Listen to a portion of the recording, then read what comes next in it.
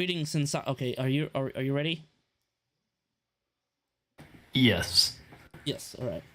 Hey everyone, Monolithic Ethos here, and I have a special guest, Praxben, who is very big on TikTok and also is a YouTuber. And today we're going to be reacting to this latest video by the KGB Show, which I somewhat came across through Praxben.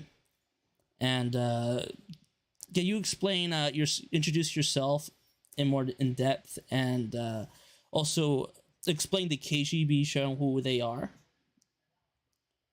Yeah, so I'm Praxben, of course. I consider myself to be a libertarian influencer. I make libertarian orientated videos that talk about economics. That's mostly on TikTok.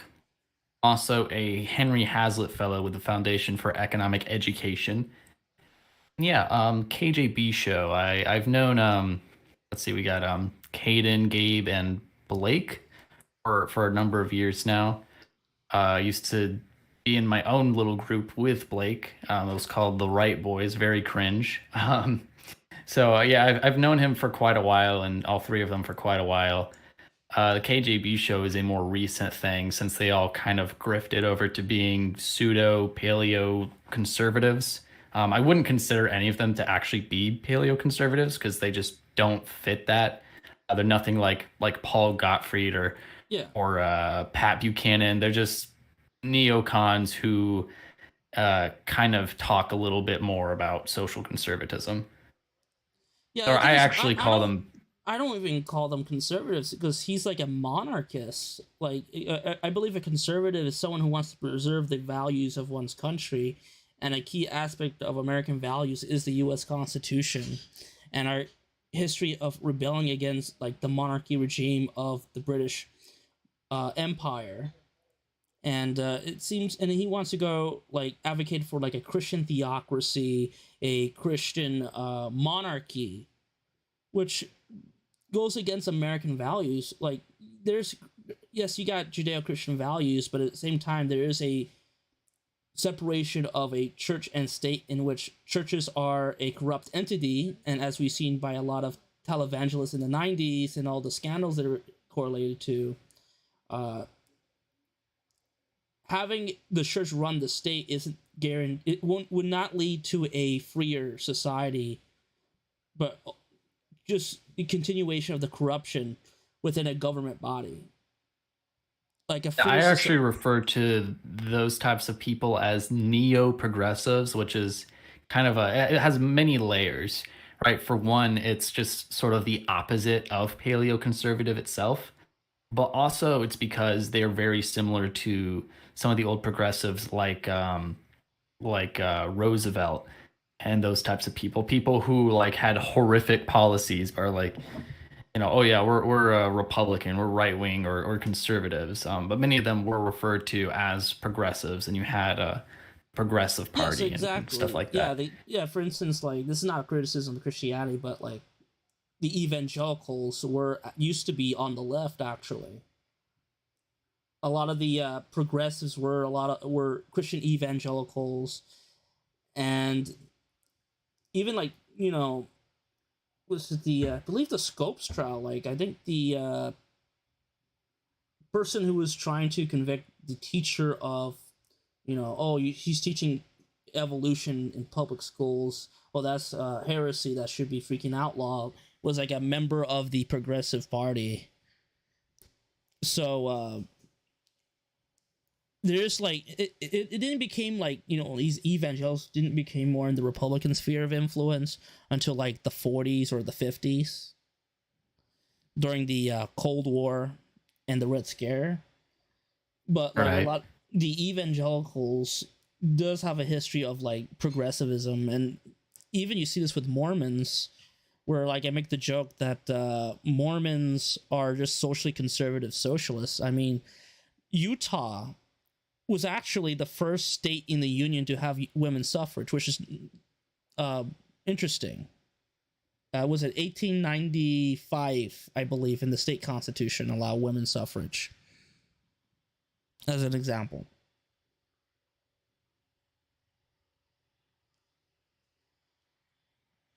And All right, you want to jump into the debate? oh yeah, we did introduce. They were debating this guy over here. Matthew Dahmer. He's a member of YAL. He's a libertarian, but you will notice that they sort of picked this dude because like he's more socially conservative, like in the sense that he's like a Christian, a hardcore Christian type, and he does his best. But I felt that he could have argued more, like address, for instance, they are going. You notice in the stream that Blake is anti-free will. He believes in reinforcing his own values and morals over the will over other people. That's a common thing you see in this live stream. And I decided to do this stream of this particular debate because I was like constantly cringing at these like him like reinforcing like, you know, this authoritarian type ideology of his that violates individual free will. He defends positive liberty of like I made an entire video about that subject, that you must free mankind, force people to be free from their free will, because free will would prevent them from acting upon their self-interest. And according to him, self-interest is fulfilling the laws of God, which he's a Christian, even like he's a Christian nationalist, which he cherry picks the Bible. I mean, if he was like a Christian, he wouldn't be such authoritarian, forcing his will on others, as Christians tend to be historically very pacifist.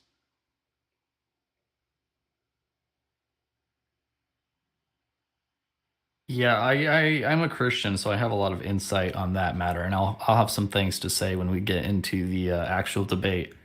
Yeah, let's get started here. Gents, this is KGB Live. I'm Caden. I'm Matthew. I'm Gabe. And I'm Blake. This is a very special episode of KGB Live, fellas. We've got our first ever debate going on today. Before we get started, though, everybody be sure to like, comment, subscribe. Hit that bell. Join us on Patreon or become a channel member, where for only $8 a month you can receive early access to our content, get your name at the end of our videos, and access to our Discord. Very epic stuff. So we dog on libertarians quite a bit on our channel, and we're joined by one today. This is Matthew Dunmeyer, good friend of ours for a pretty long time now. I think we've known each other for about a year and a half now. Sounds about right. We met in Charlotte. Could you put it on So like Matthew, 0.25 or introduce 1.25? 1.25. Speed it up a bit. yourself. What do you do? Why are you involved in politics? You know. Yeah, so I work for Young Americans for Liberty now. Working on the campus program there, helping get people on campaigns, all that good stuff. I'm into politics because I was in college studying sport management. I'm pretty familiar with Matthew, but I've never actually met him. Ben Shapiro, Trump, thought it was cool. That's interesting. Jumped right in, and here I am now. So yeah, and I might as well say now, so I don't get fired at any point. My views don't necessarily reflect that in my employer. Yo, I would say the same thing if I expressed who I was working for, quite frankly. But anyways, so, you know, online, it's all sorts of heatedness, you know, all sorts of malicious words being thrown at each other. But we're all friendly here, all right? We're going to keep this nice and civil debate. In fact, you know, the only reason, or I shouldn't say the only reason, the reason Matthew is here and not many other libertarian online personas. Me, not only you're talking about me right there. With Matthew, but it's because Matthew is the only online libertarian I know who doesn't personally trash me, you know, and throw personal attacks on me. So I appreciate you for that. Yeah, he's talking about me. I personally trashed him several times because he definitely deserved it. Yeah. Didn't you, I've seen your video response to one of their videos, and I think you said, in particular to this guy here, says, do not let that guy speak ever again. Yeah. Yeah, Because like every time he opens his mouth, he just says like the dumbest thing. And I'm like, bro, what are you even saying? He was like, oh, if we have like a strong central government, you know, the libertarians will say like, how will you keep the bad guys from obtaining that power and using that power against you? And he's like, we just wouldn't let them. I'm like, yeah, okay, bud. Yeah. It says literally every authoritarian ever is now dead. You know, like, it's ridiculous. Like, come on. He brings up a very valid point and then just dismisses it. And he said several other ridiculous things, but yeah. I never before I just wanted to talk about the philosophy and the politics, but these guys, like in their attack on libertarians, they started saying ridiculous things like libertarians want children to be raped, they're okay with children being raped, they're okay with grooming, all this crap, which is personal attacks on us. That is attacks on our values. That is attacks on, that's lying about us. It's slandering us. So he thinks, yeah, you can just generalize all libertarians as literally being pro-child rape, and that's okay. But if someone brings up some personal immoral thing he's done to point out his hypocrisy, then he gets all upset. It's ridiculous. And I'll just point to things. I'm like, bro, y'all sit there and preach these conservative values, but you don't follow them. You contradict them in your personal lives. And I think that's a very valid criticism. Yes, exactly. But, because like, he brought a similar point, which we will probably see later on about. He brought up the example of David, when a prophet who ruled Israel and eventually commits adultery, and that ended up with the collapse of God's kingdom. And so you cannot just put these quote unquote Christian moral people in charge and expect to reach a more moral society or a prosperous society. And you see this exactly what happened with David. And he just David was called a man after God's own heart. David was seen as a extremely virtuous man, and he even fell several times and did many really terrible things. He abused his power, and that just shows really well that power corrupts. And before David, when you had Saul being appointed as king, God said that appointing Israel, choosing a king instead of having God as their king, was a rejection of God.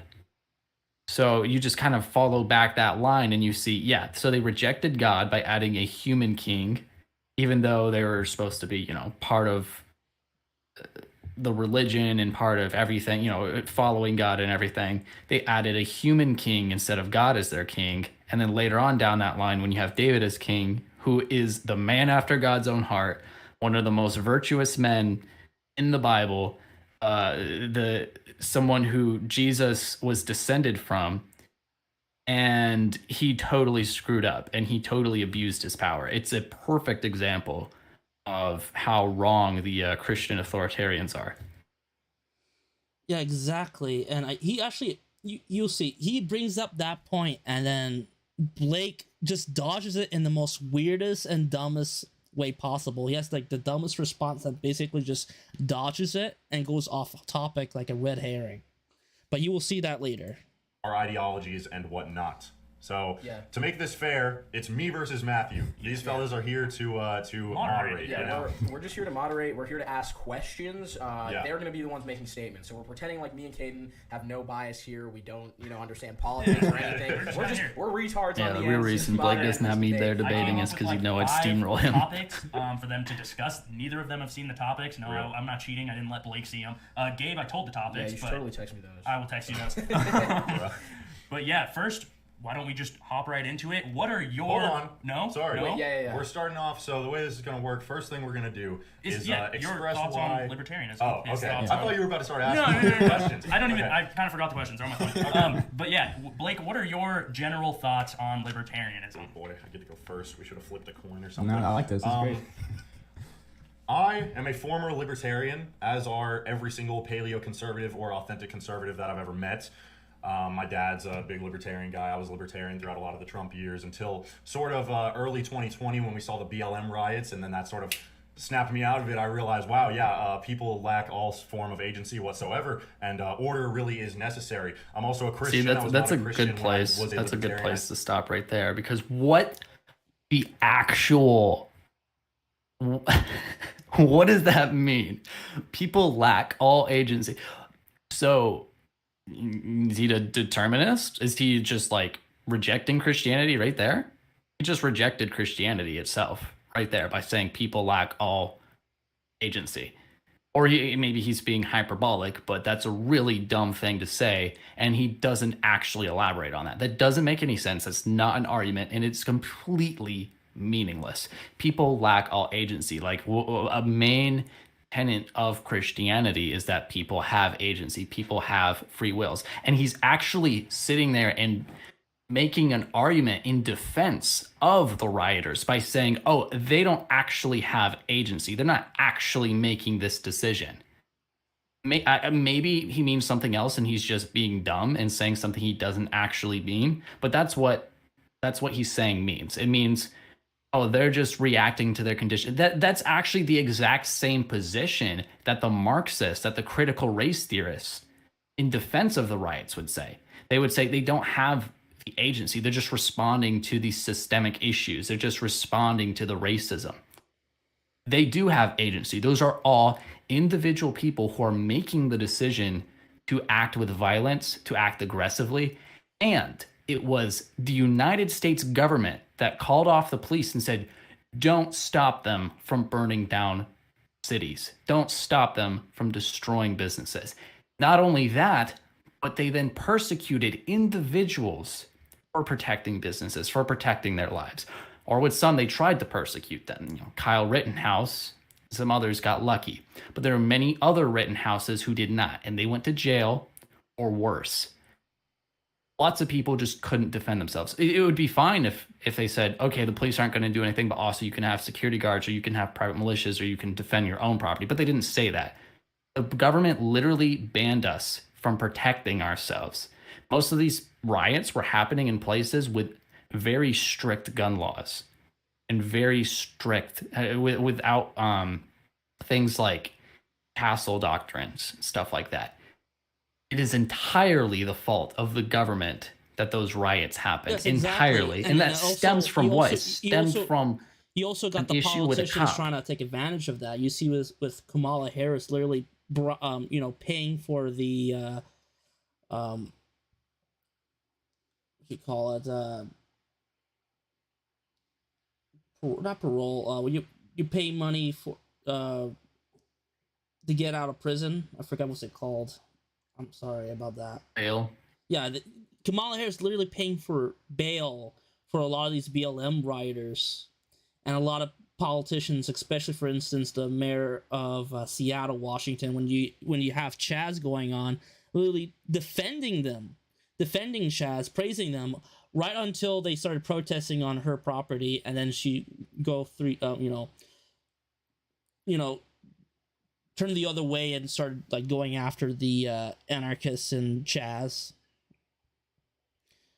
And the thing I want to point out something, because this is something reflective in 2016, where you got a lot of these former libertarians who sees there's a bunch of riots and going on and the culture war, that they go full-blown, militant.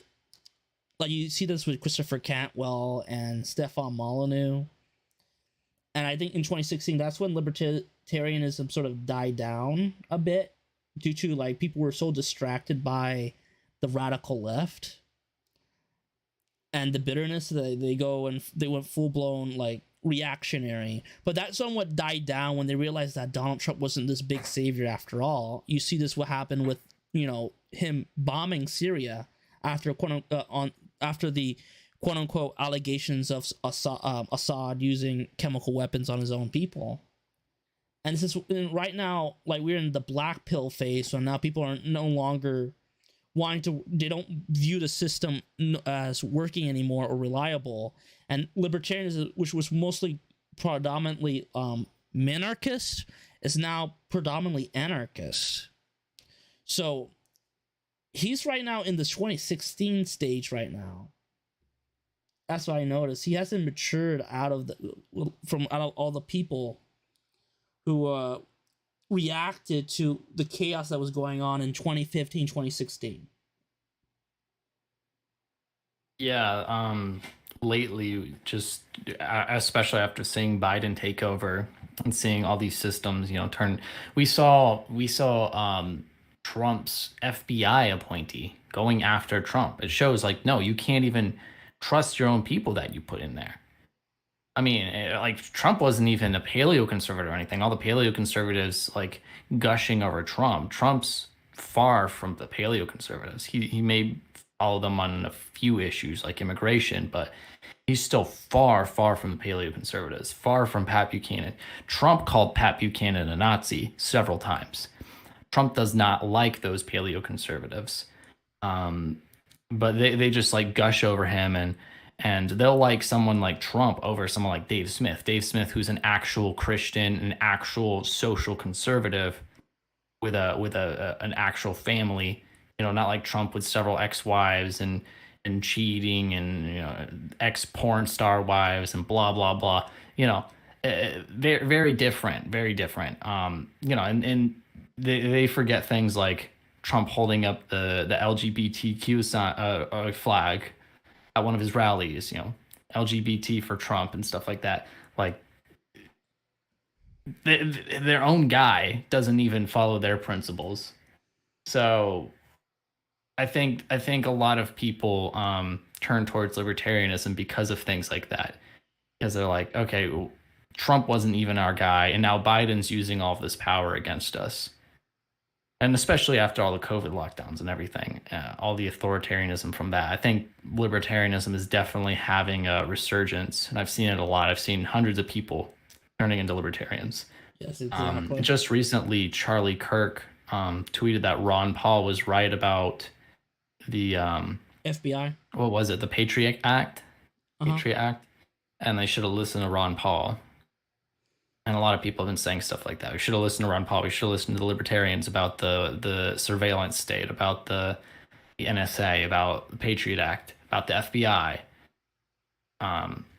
Even got Marjorie Ted Taylor Cruz. Greene. Even got Ted Cruz saying that we need to defund the FBI. Yeah, Marjorie Taylor Greene put out like merge, so it was enemy of the state, which is something that we refer to mostly Murray Rothbard. That's kind of his title, enemy of the state. So it's just really crazy to see. Yeah, very interesting. So let me continue this video. I know that you're a Christian. However, I fundamentally believe that libertarianism as an ideology is satanic, and there are multiple reasons for this. Namely, libertarianism upholds the self before anything else. It's very highly individualistic, which some could say is a good thing. Aspects of individualism are good, but like all things, they're good in moderation. Libertarianism is a very materialistic ideology, and No, it's not. He doesn't know what materialism means.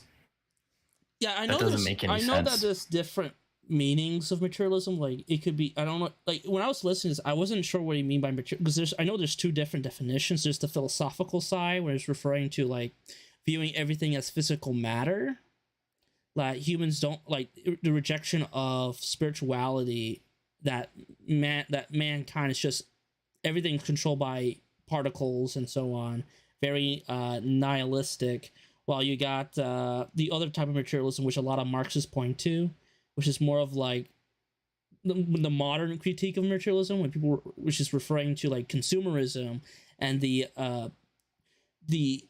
is more of the cultural aspects of materialism, as in like people's the idea of desires of material goods and over like spirituality, which the full rejection of materialism negates the fact that the human species is a species that is weak on their own and we do rely on physical objects and in the environment for our own survival. And hence this is why humans are able to innovate and make tools and eventually technology as a way to enhance our survival and our abilities. Yeah. And I also noticed. See, this is the problem with him just saying buzzwords, because he's not well read at all, not even remotely. I don't think he's ever read a book in his life, honestly. Definitely not anything political or philosophical, or the Bible. He just says these buzzwords like earlier. He's like, don't have any agency. Libertarians are for consumerism. Or not that. He said a worse thing. Libertarians are very materialistic. Like, this is all meaningless. Like, you got to explain what you actually mean and what your opposition to it is.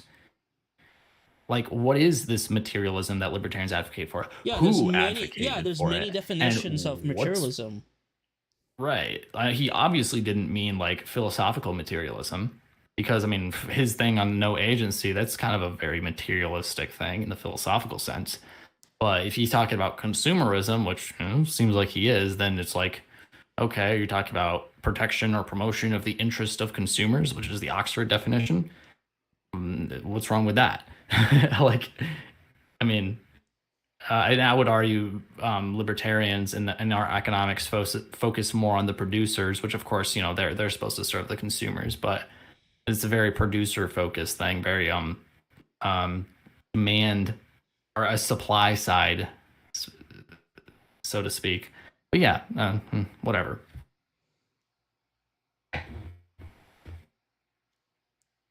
You said something about individualistic before he brings up materialism. You were about to say something about that.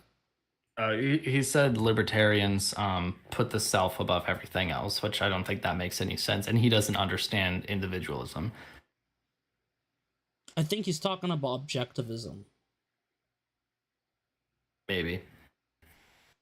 But I also want to bring up that a lot of the criticism of materialism, a lot of these people, like these palo conservatives, quote unquote, you know, refer to it. These criticisms are somewhat, they are directly tied to fascism. And I'm not calling Blake a fascist, but a lot of the anti-materialist arguments and thought is it directly correlated with fascism. Fascism is inherently an anti-materialist ideology. In fact, the criticisms made by fascists against capitalism and Marxism is that they view capitalism and Marxism as being materialistic, while fascism is anti-materialistic. And you do see the damages of anti-materialism, whether that be the Nazis trying to, within the, you know, their war against materialism, somewhat invented a new type of materialism that is physical genes, right? And racial and race theory, believing that one race is superior to others and that is in our duty to exterminate Jews and other ethnic minorities that they deem inferior. Or you look at, I want to make an interesting point. Anti-materialism should be blamed for the, you know, these the transgender theories going around, like, you know, queer theory, right? Because now gender is no longer based on genetic coding or, you know, certain body parts. Is now based on, it's an identity, is a figment of someone's social concept, is a figment of someone's thoughts. Like that's anti-materialism. You're taking something that's dictated by a material thing, and now you making it subjective. This is the consequences of going to war with materialism, and that's something that he never brings up. And like what people usually mean when they say consumerism, like, you know, the consumer culture, buy sort of thing.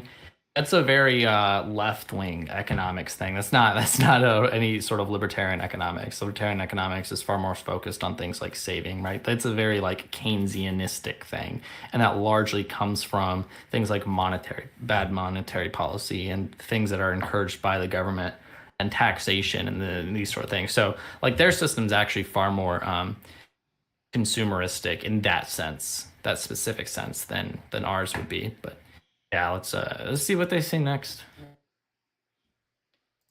Morality above all else, as opposed to Christ's morality. And I also believe that government power upholds consent-based morality, and it upholds aspects of individualism are good, but like all things, they're good in moderation. Libertarianism is a very materialistic ideology, and it upholds consent-based morality above all else, as opposed to Christ's morality. And I also believe that doesn't make any sense. Libertarianism is a legal theory primarily, right? It's not a moral theory. You can have moral theories in there. You can incorporate different moral theories. Some people may incorporate virtue ethics. Some people may incorporate ethical intuitionism, like Michael Huemer. And some people incorporate Christian morality, like me, or Robert Murphy, or Tom Woods, or Ron Paul. Which, I mean, consent is part of that. I mean, I don't think Christianity is very anti-consent. Certainly not. free will is a very, like I mentioned earlier, free will is a very core part of Christianity. And honestly, I think the only actual. I don't believe he believes in free will. Like he has his, he's gonna try to define free will, and he does it. He tries to redefine it in a way that he to justify positive liberty. Right. Like, he should be like a Calvinist or something. I think he's like a Orthodox or something, like Eastern Orthodox. I don't know.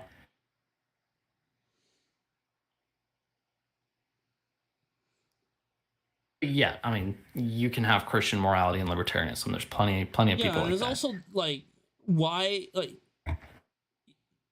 morality isn't per se inherent within Christianity. You're saying that, like for instance, Blake, you're saying that the culture of Japan is immoral, or East Asian countries are immoral.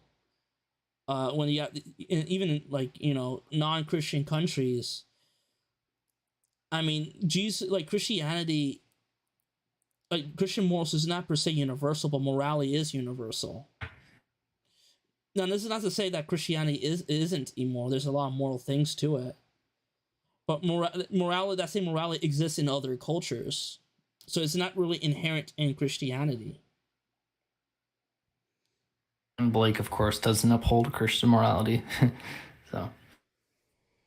Government power is not only allowed in the Bible, but it's also encouraged. Now, I know you didn't prepare notes, but I just prepared a couple of Bible verses that I already knew off the top of my head, but I just had to write them down so that I could remember the exact scripture themselves. First of all, God does not agree with the non-aggression principle. Okay, and the case here can be found in Numbers. We can get back into this when you guys actually start debating. But if you have no further thoughts on libertarianism itself, I think that we should. I was going to express. Yeah, just let him go. Yeah. I was going to express my fine. full take on libertarianism. I've got Bible verses too. So okay, we're awesome. So Numbers 25:17 through 18. Harass the Midianites and attack them, for they harassed you with their schemes by which they seduced you in the matter of Peor and in the matter of Cosby, the daughter of a leader of the Midian, their sister, who was killed in the day of the plague because of Peor. So basically, what was going on here is one of the Midianites, they sent one of their very attractive daughters to seduce some of the Jews into intermarrying. That's sort of scheming. Some versions of this scripture say that the Midianites are scheming, and some of them also say instead of harass the Midianites, say kill the Midianites, but I'm not going to go that far. Which verse was he citing again? This is very important because with the I don't think he said a number. Hold on. Attractive daughters to seduce. What was going on here is the daughter of a leader. They harassed you. So Numbers 25:17 through 18. 25. Numbers 25:17 through 18. I think he's talking about the genocide of the Mennonites. That There is no Numbers 18, so he doesn't know what he's talking about.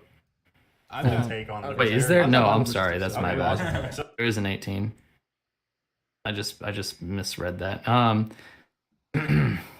Vex the Midianites and smite them, for they vex you with their wiles.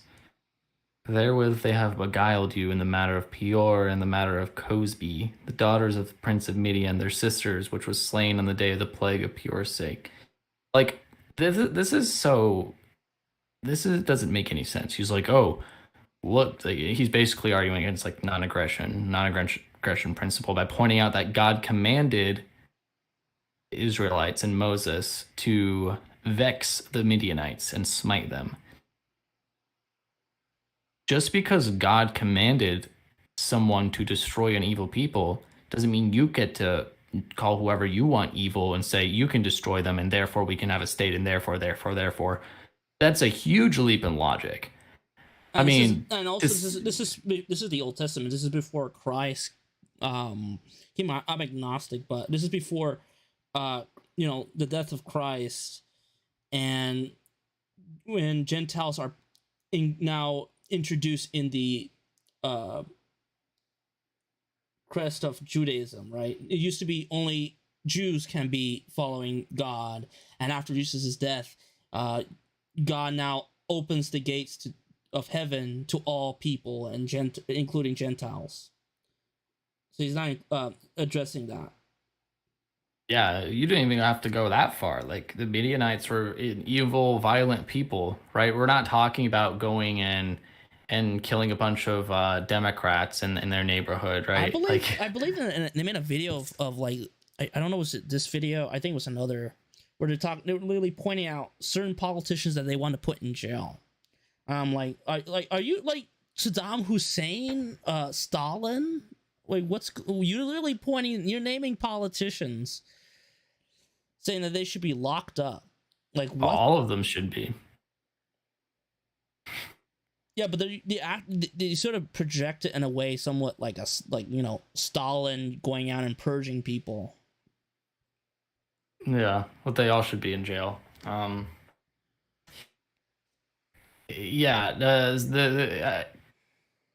It's like I said, it's a huge leap in logic, saying God commanded the Israelites to destroy the Midianites, therefore the non-aggression principle doesn't apply. Well, I mean, obviously, God being not confined to the material world is not confined to the laws of the material world, like the non-aggression principle. He's not confined to our morality. It's God. like bro, I mean, if God commands you to do something, then you do it, right? It doesn't matter if you're violating private property rights. It doesn't matter if you're doing this and this. Now, is God going to tell you to go and do all this stuff? No, but like, he's not going to tell you to go jump into Kamala Harris's van and strangle her or something.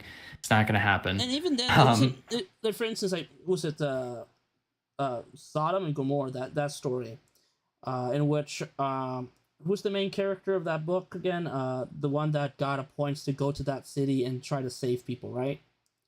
Talk about Lot. Sodom and Gomorrah. Lot. The story of Sodom. Lot.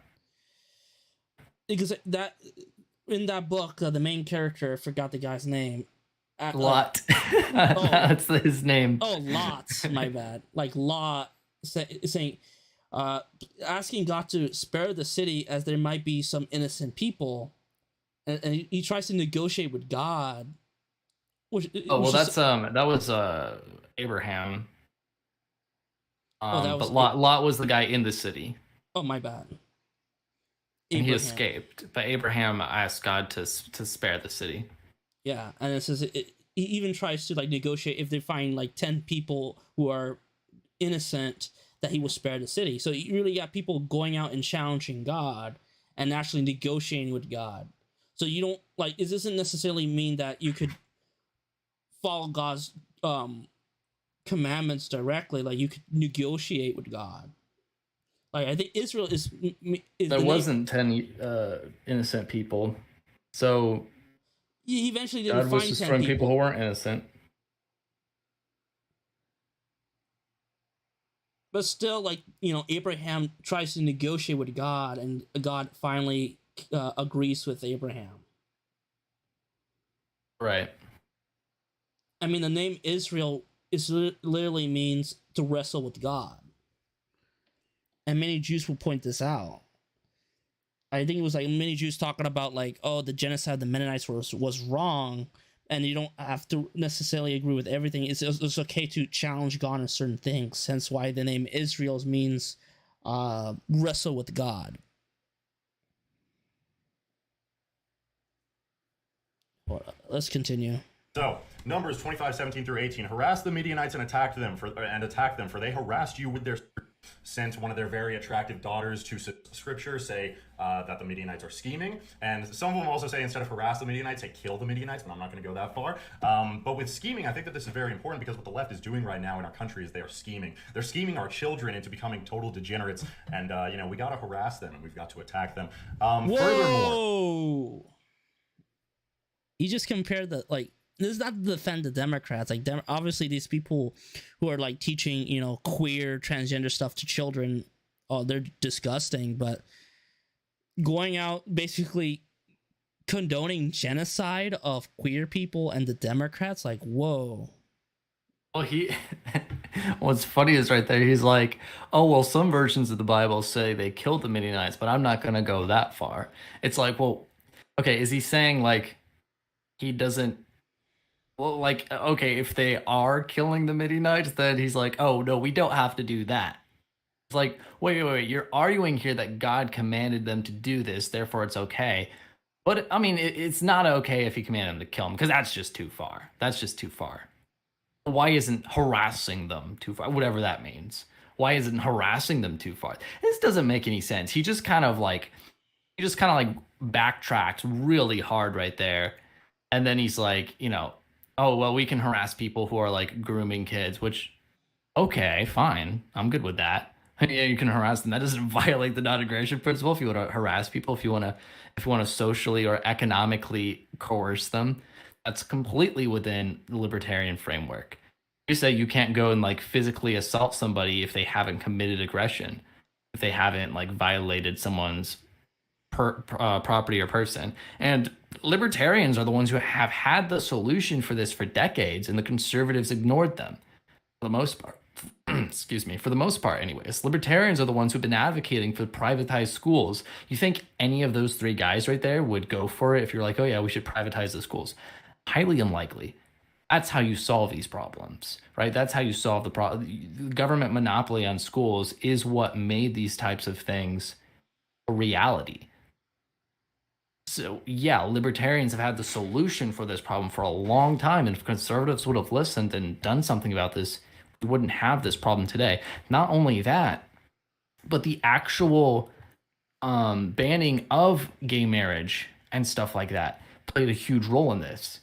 Now, as a Christian, I see marriage between a man and a woman. However, I also see marriage as not a role in the state. Marriage was a private affair. It was a private contract. You can't sit there and be a traditionalist and say, yeah, we should ban gay marriage, and the state should still have a role in marriage. Yeah, and also like marriage isn't really inherently Christian. I mean, every culture in the damn world has a form of marriage. Even the Native Americans, even the Romans that were pagan have marriages. So it's not really a Christian thing. It's just marriage is a product of, the importance of family as a survival unit, because humans develop slower and babies mature slower, unlike other animals where like once they mature within months, or even like reptiles, they mature into survival, like independence once after birth or hatching, right? With reptiles, for instance, because of this like slow delay and the vulnerability of mankind, we have monogamous relationships as a way to as a better way to protect offspring and guide them to maturity. Yeah, that's like the secular view, but even with the full-on like hardcore Christian traditionalist view, their thing doesn't make any sense. They have the anti-traditionalist view because they believe the state should be involved in marriage, which is not how it was. That is not how God laid it out. It was Adam and Eve did not have a state when they got married. They didn't go to anybody else. They had a private affair between each other. And you can have marriages which are private affairs and not go through the state. And if a gay couple wants to do some sort of private contract, then that's on them. Right? Oh yeah, it's a win-win situation if you just get the state out of marriage, because the state, like the Christians are paying taxes to the state, and the state is sort of connected to us in a way, as us being under it. So if me and these three guys say we're all Christians and we're like, our religion opposes gay marriage, if the state recognizes gay marriage, that's sort of us indirectly supporting it because our taxes are supporting it and stuff like that. But if you take the state out of it, you don't have that problem anymore. People can have private contracts and they can get married on their own. You don't have to force churches to recognize it. You don't have to force Christians to recognize it. Businesses, anything like that, they can have their own thing and it's fine. And then Christians can have our marriages, our private contracts, our traditional marriages, and it's just fine and we can live in peace. But when you ban gay marriage, if you're going to go that far, like, first of all, number one, like I said, you're not following the traditionalist marriage. And number two, you are incentivized. Well, number two, you're violating people's rights. But number three, you are incentivizing the people who support gay marriage and from their perspective, see their rights being violated. They're going to go and find every way possible to change the culture and change the institutions. They're going to want to put people in institutions. They're going to want to change younger people's minds, go in schools and stuff like that. Right? A big problem in the schools right now is the conservatives weren't going in schools. Conservatives aren't taking school jobs. It was all the progressives. And one of the reasons a lot of progressives were taking school jobs is because they wanted to influence kids for the future, because there's a lot of different strides that the progressives wanted to make, like legalizing gay marriage. So you're incentivizing them to get into institutions, and guess what? Just like the paleo conservatives would point out, they're not going to stop at gay marriage. They're going to go further. So why not just grant them that in the first place and have a real traditionalist marriage system and have the state out of marriage? It's literally the best possible win-win scenario. So it's that simple. He will eventually bring up gay marriage, but what he does in response to it, he makes the dumbest argument in addressing why banning gay marriage is necessary, and it's one of those red herrings, but you will see that later. Romans 13. Oh, you should no. submit to governing authority. All government authority is ordained by God. Now, you might say, Wait, hold on. oh, well, is Biden ordained by God? Yes, he is. And we don't know the reason he's ordained by God. He could just be an agent of chaos to turn America back into the correct direction. We don't know. The only instance in which you are told to reject authority, worldly authority in the form of government, is when they tell you to sin. So from that, we know that God allows us to legislate morality. Okay, he allows us to have... Hold on, I'm going to pause there. He cites the Bible verse that has been used by dictators, right? Hitler used that verse in propaganda posts to justify his rule, and same thing with Stalin, despite these two leaders being non-Christians.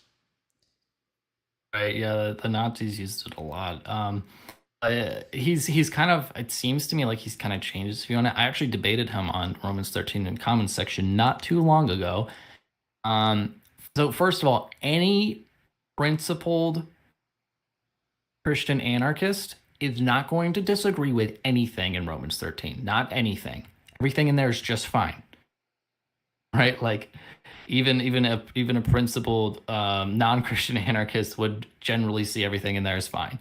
Right? So it's like, let every soul be subject unto the higher powers, for there is no power but of God. The powers that be are ordained of God. Right? So there's just a huge leap in logic that the pro-authoritarians make here. Is they're like, okay, well, I mean, I see the president as a power or as an authority, and in some versions of the Bible say authority instead, which that word works too. I see him as an authority. Therefore, this Bible verse must be talking about the president. But that's a huge leap in logic. Because, like, well, what even is the authority? What even is the power? Just because someone arbitrarily says, oh, I'm the president. Oh, I'm the king. Oh, is I have power over you if I hold a gun to your head. That doesn't mean I'm ordained by God to do so.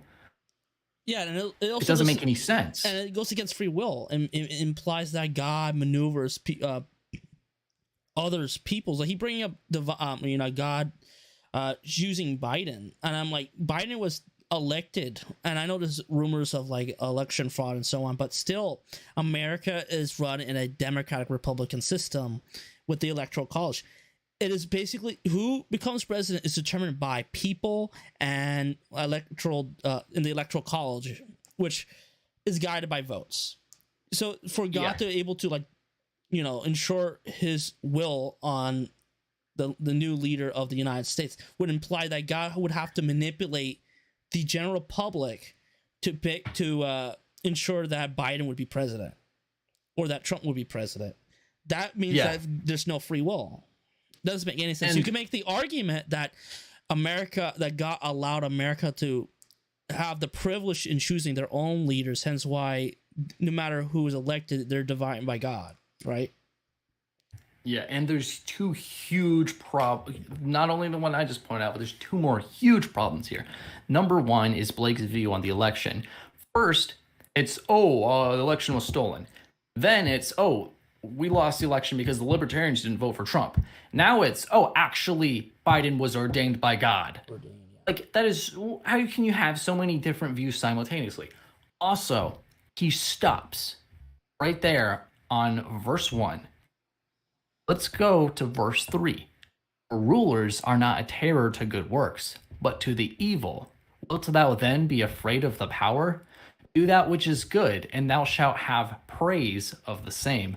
For he is a minister of God to thee for good. So his theory here that Biden is one of these appointed rulers by God completely violates this verse, because it says these people who are ordained of God are for good works and not a terror to good works. They're a terror to evil. So no, Biden can't be ordained by God. And if you follow that logic, okay, Biden isn't ordained by God, even though he's a ruler, even though he's an authority, even though he's a power. That means just because someone arbitrarily in our current society is seen as an authority doesn't mean they're a legitimate authority according to God. And if you go down to verse 9,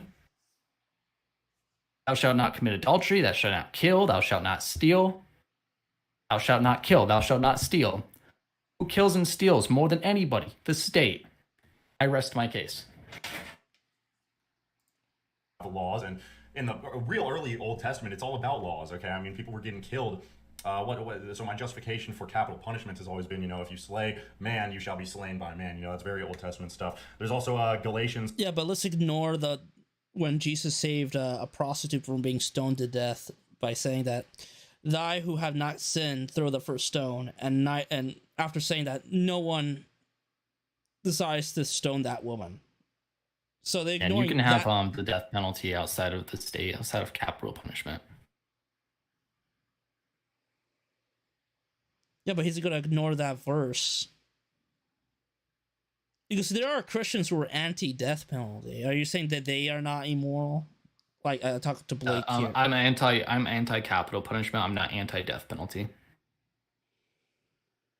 There's a pro-death penalty anarchist, and of course plenty of Christians who are pro-death penalty. So it's just capital punishment for me that I'm against. And he's just showing that the Bible justifies the death penalty, which is fine. I agree with it. 5:13, which is where I think libertarians totally misinterpret the concept of freedom in general. For you were called to freedom, brothers, only do not use your freedom as an opportunity for the flesh, but through love, serve one another. I think libertarians can more accurately be described as licentiousness-tarians or libertines. Libertinism, as opposed to liberty, being the freedom to basically pursue your own preferred method of self-destruction. I mean, I agree with that Bible verse again too. Like, yeah, use it for good. Use your freedom for good. Libertarians don't disagree with that. Libertarians aren't saying use your freedom for bad. They're saying we should have freedom. So that, like, that's just a huge straw man. Perform any rampant degeneracy that you want to, intake drugs, perform sodomy on other men, any of them. Whereas actual liberty was understood as, basically the freedom to do good, okay? Whereas I believe now libertarians believe in do what thou wilt mentality, which I, once again, very satanic. So that's my case. Alrighty, Matthew, your take on... Yeah, I think that somewhat, like, correlates with, like, him going with positive liberty. Like, we must force our own values against others. I mean, I agree with everything he said there, except for what he put on libertarians. Like, yeah, I think liberty is when you have liberty to do good. To do good. I think virtue is necessary for liberty, but I don't think that means, yeah, you need authoritarianism, you need this, you need that. Like, I believe liberty leads to good. I believe good leads to liberty, right? But this doesn't mean I believe in restricting the freedom of those who don't want to follow a virtuous path, follow a good path. Those people should still have liberty, and Matthew brings this up a little pretty soon, actually.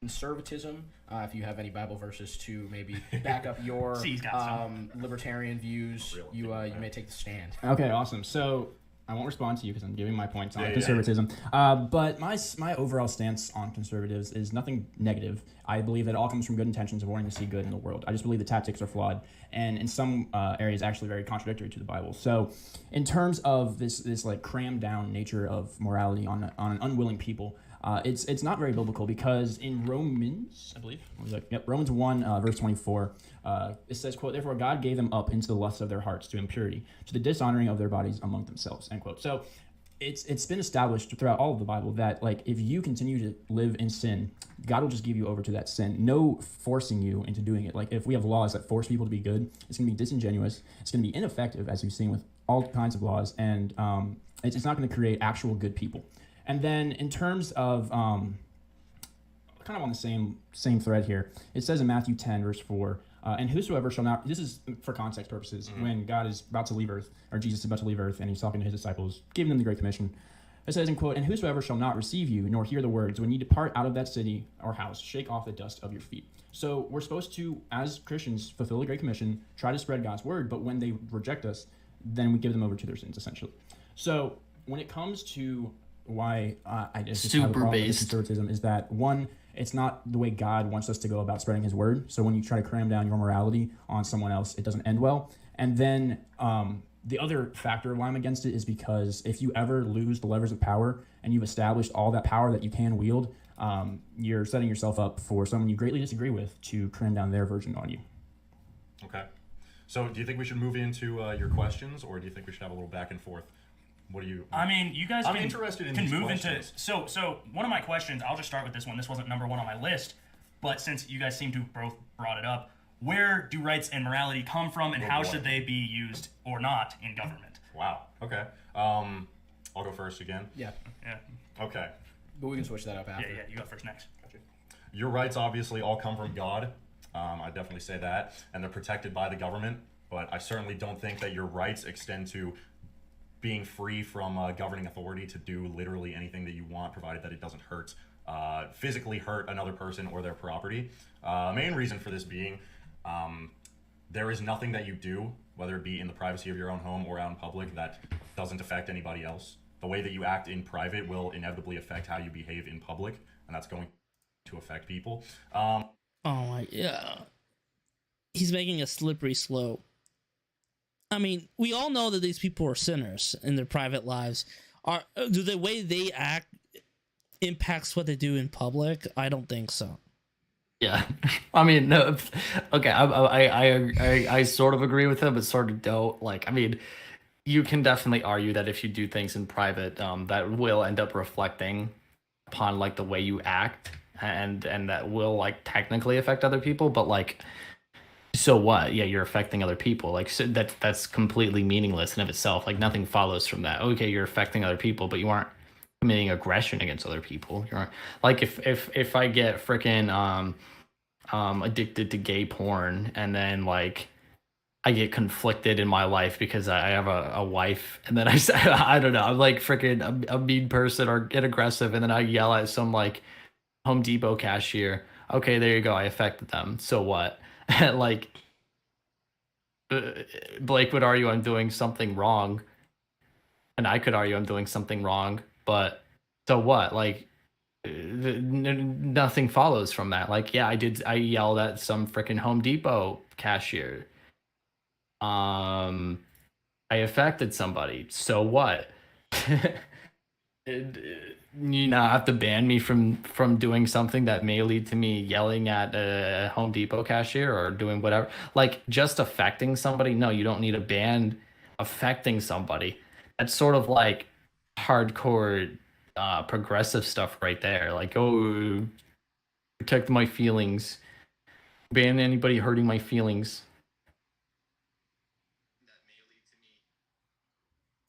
And again, as it said in Romans, I believe that it very clearly states that we should have laws.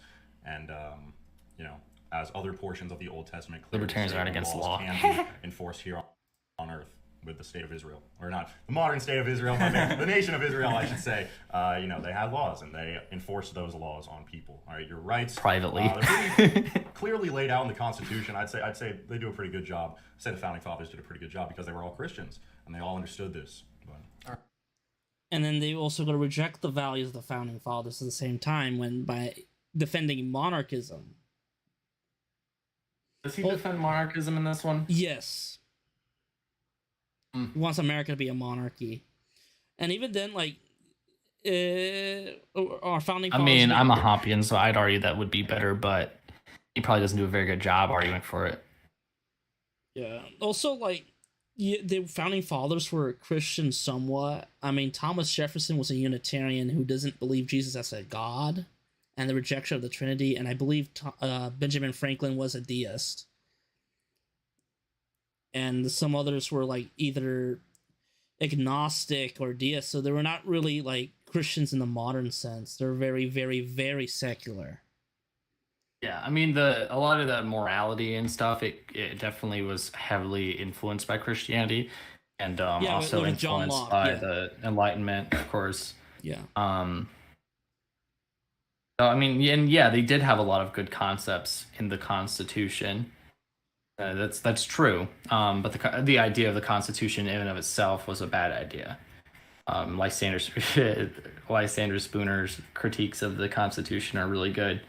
Yeah, it's got good ideas. It's very pro property. It's very pro non aggression. It's pro equal representation under the law. Plenty of good stuff in there, but it's definitely not the ideal thing we need. Alrighty, Just to Matthew. clarify, the question was where do they come from? What was the second part? And how should they or should they not be used within government? Okay, we agree that they come from God. In terms of what they should be for government purposes, the role of government, in my view, is to protect life, liberty, and property, as said by Thomas Locke. John Locke. John Locke. Okay. So, I mean, you brought up an interesting point that if you do something behind closed doors, it still impacts society at large, and therefore it can be regulated. If you take that to the extreme, and the government inevitably will, you essentially want to regulate people's thoughts. And I have a major issue with that. That's why it should only be the things that if you're going to harm yourself, that's your prerogative. You have the free will to seek after God or not to. But if you're going to take your perspective to its full extreme, you're controlling everything. And you guys are free to debate now. Okay. If you have any response. So to it's that. interesting that you brought up Locke because very few people know this about Locke. He didn't believe that atheists should be afforded the right to free speech. Okay. So I'd say I think citation needed on that one.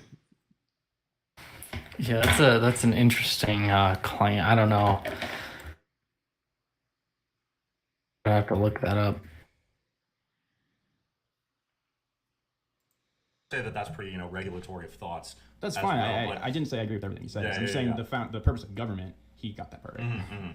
Yeah, I It's a don't see the gotcha connection. moment. I don't see the slippery slope going in that direction of us being able to regulate anybody's thoughts from us saying, hey, laws that have been established throughout all of civilized society that we wish to return to. Basically, don't be a prostitute for one. Yeah, no, he made certainly that up. wouldn't say I can't Yeah, find he- anything on that. Don't be a prostitute. Doesn't follow anything John Locke ever wrote on freedom of speech. He made that up. He made that up. Yeah, looks like it at least. Wow. Like prostitution. I mean, America was founded by, with the Enlightenment, but also by the ideas of Greek and Roman philosophy. And Greek and Rome were very when it comes to degenerate when it comes to sexuality. And prostitution was something common at the Roman Empire or Roman Republic. So Christianity is something recent. And the Western values somewhat predates Christianity and before the Jews were influencing Europe when it comes to Judeo-Christian values. So this is not half true. I agree with people like Tom Holland, historians like that. I do believe Christian values largely built the West, and it's the reason we live in a system like we do today. So Yeah. I mean, I know there's a bit of a disconnect between you and me. I am a Christian, but I mean that's fine. It's good actually, both of us giving our perspectives on it. Yeah, there's also even then I know it's another ANCAP YouTuber who made a point about criticizing the term Judeo-Christian values because it was actually coined by FDR to distance the United States with Nazi Germany, and that Christianity has a large Greek Hellenic influence. I mean, Jews have their own philosophy, separation with Christianity, and Christianity has adopted some elements when it comes to moral conduct and religious attributes from the Greeks. So I guess ancient Greek philosophy does have an influence on Christianity and through the Christian values that would lead to the Enlightenment.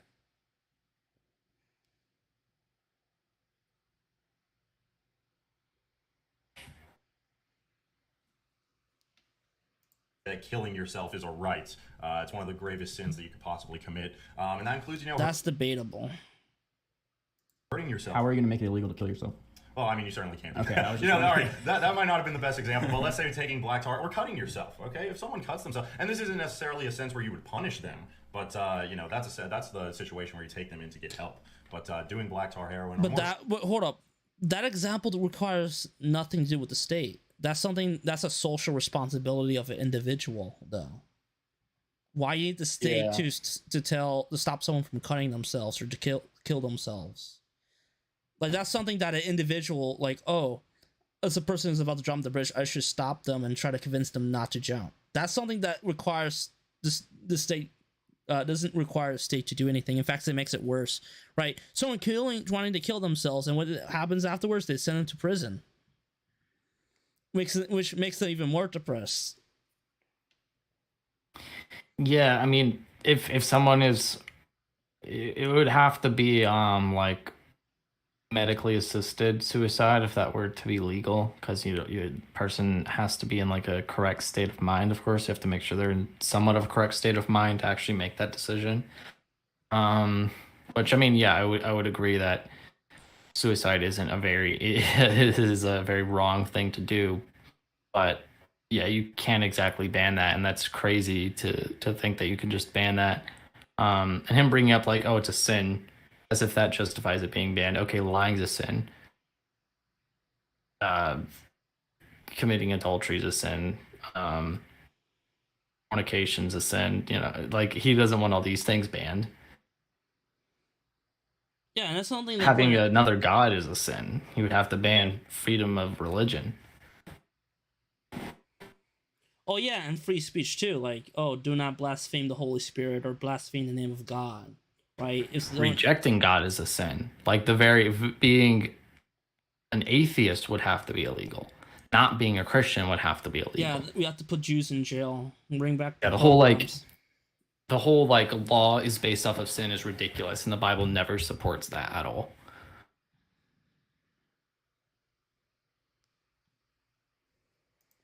More specifically, I'm using black tar heroin just because it's the most extreme possible example of a illicit drug.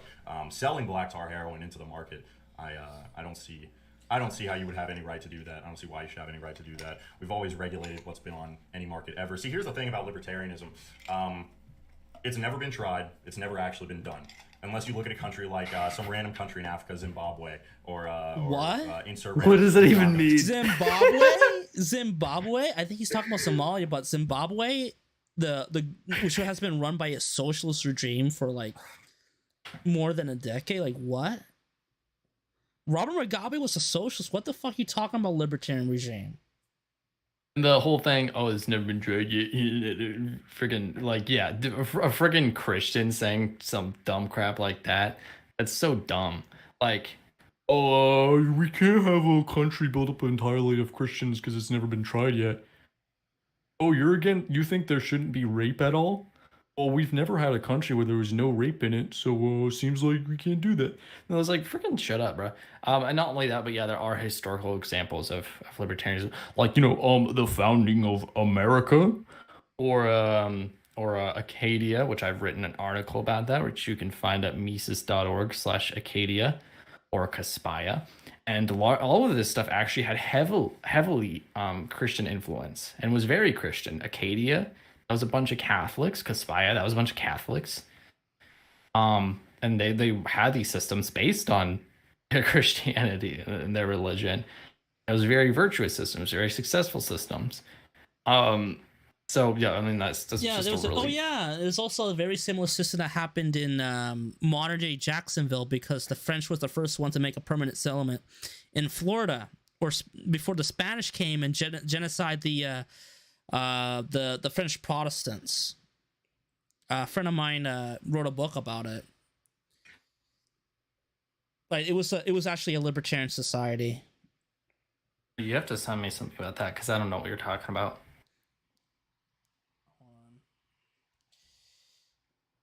That would be interesting to read into. Hold up.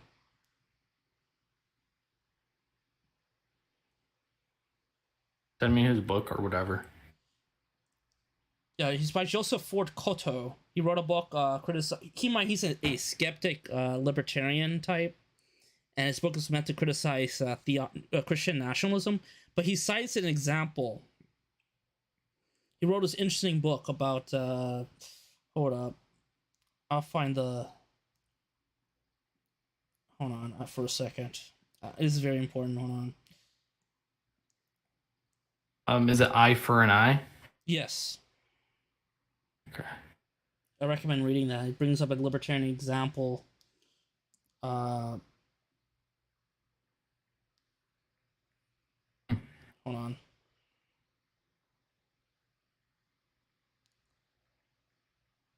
We can talk about this later. Yeah. I'll definitely want to check Insert this random out. non-developed African country here. Every nation ever has had laws. Every nation ever has had regulations. We're not against laws. Behavior, And not every just- nation ever has gotten corrupted and had dictatorial tendencies, if not outright dictatorships. How are you going to prevent that with libertarianism?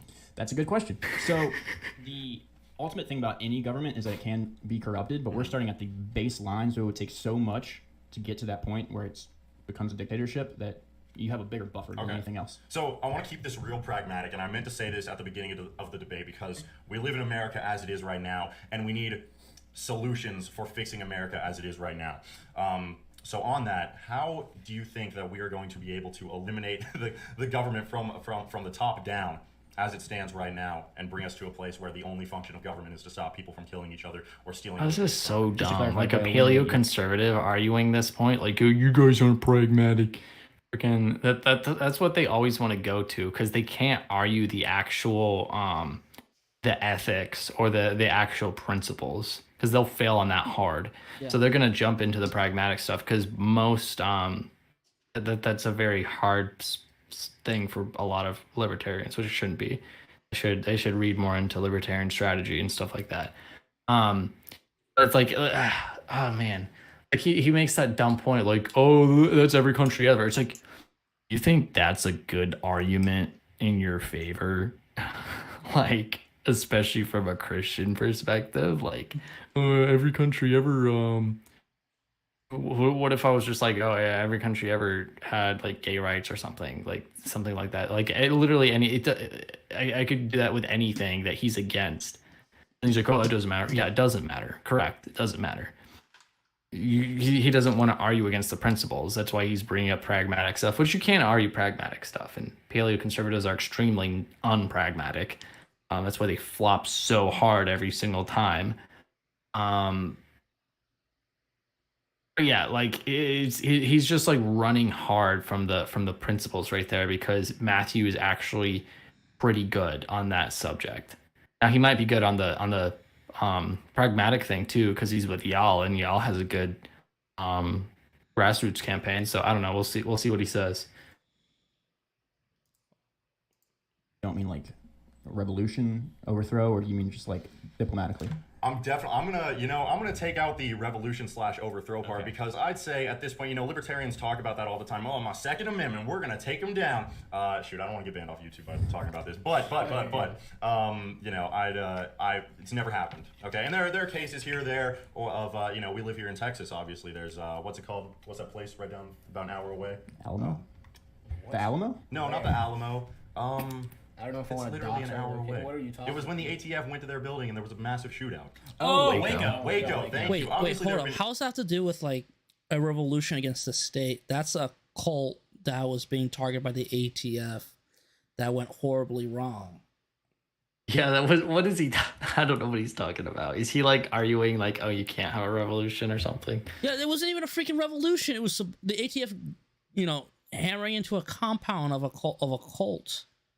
What happened to fighting the Midianites, bro?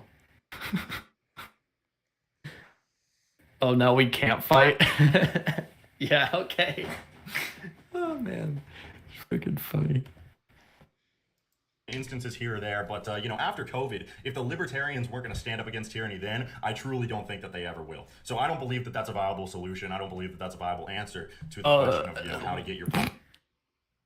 Did you stand up against tyranny? What is he saying? Like, what do you want us to do? Like, take up arms? Did he take up arms against the... Well, he was literally arguing that you can take up arms against, like, the evil progressives and stuff like that. When has he done that? Like, man, come on, bro.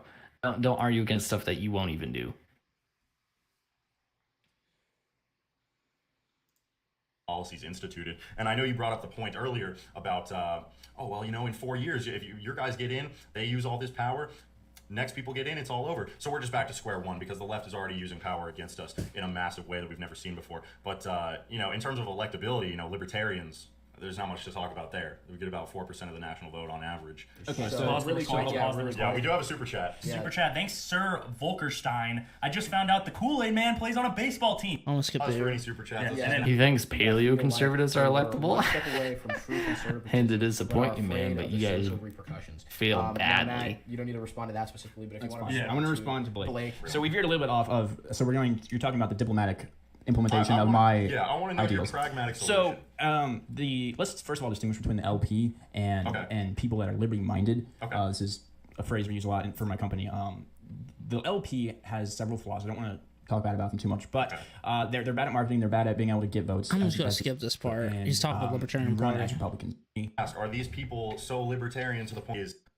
We Sorry, I don't, shouldn't use vaccine passports, but say vaccine requirements. like on a personal basis or legally speaking. Legally speaking. They would not So- oppose a private company doing their own thing. Okay. So how many of these people are ideologically, are they all against Ron DeSantis? Would they all have voted against Ron DeSantis in a primary? I'm just curious. I know this isn't much on the scope of the debate. But Obviously, I don't know their personal opinions on that, sure. but I think one thing that a lot of libertarians fail on in my mind is just completely writing off a politician they don't 100% agree with. Okay. I voted for Trump. Is he libertarian? Not at all. But he was the best of the options. You have to be realistic and not vote for Joe Jorgensen. That's going to get no votes. Real.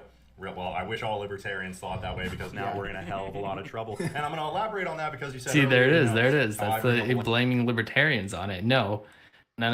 Like, the libertarians did not make Trump lose. And why is he upset about that? Like, oh, God's will happened, right? Biden was God's will, right? Yes. Freaking retard. Okay.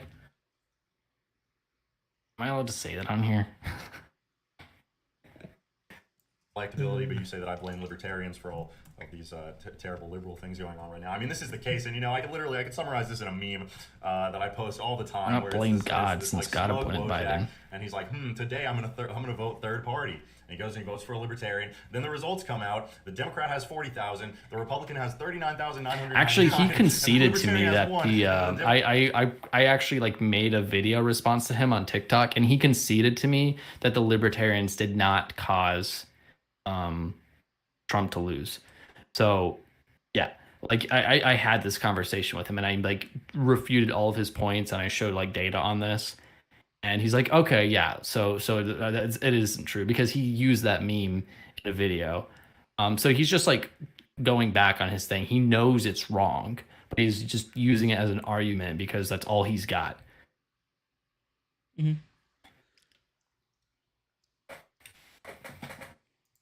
Democrat says no more guns, and the libertarian is still sitting there all smug. Okay, because regardless of if you think Trump is anti-Second Amendment because he banned bump stock, which again I'm not saying that that's okay. We hate Trump for there are a lot of things that we agree on. Obviously, gun rights. Not happy at Trump for banning bump stock bans, Not at all. but I mean for Pete's sake, they're going to allow Biden to take office. This was If the most two dangerous options person we are could have seen. if the two options are bump stocks or have no guns, we're gonna go for the guy that's gonna ban bump stocks. Yeah. This is less of the two Well, of us at that you point. would like to see that happen, but unfortunately, the rest of the people who vote third party don't quite see it the same way. It's not an issue with the ideology. It's just some Sure. people not being smart with their vote. I'll concede on that. You want to move on to the second question, or what? Yeah, I have a question really quick that's actually Dave's here. giving questions. Yeah. It's a question in chat that was actually very good. really? Well, I thought you were going to read off the super chat. Oh, Thanks, I Sir didn't see that. Volkerstein. Oh, okay. $10. Never forget. Alex Jones visited the survivors of the Waco community and President Yeah, ever. okay. We all hate George Bush. See, there's a lot of things that conservatives and libertarians. Well, if there was no fall of man, there'd be no government necessary. Period. Yeah, That's true. Well, there'd be a Well, monarchy. yeah. It'd be the kingdom of heaven. Well, yeah. But no, this is true. I mean, if it were not for the fall of man, the world would be perfect. Hold on, we'll go back a bit. Be an ideal form of government as well. Would you agree with the idea that libertarianism would be an ideal form of government if not for the fall of man or our subsequent sinful nature?